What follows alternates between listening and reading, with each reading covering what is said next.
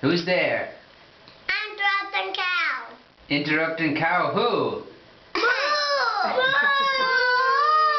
Who told you this joke, Homer? Peter. And what does Peter do now?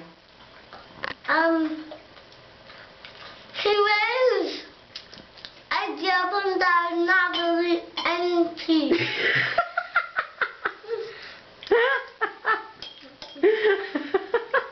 Why? A little bit empty. A little bit empty, yeah. And why does he do that? Because there's a couple people in the other airplane. And there's a couple people that stayed at the place where we get the airplane. But we left some people over there and we took only a couple of people in the airplane. So Peter waves at those people that got in the airplane?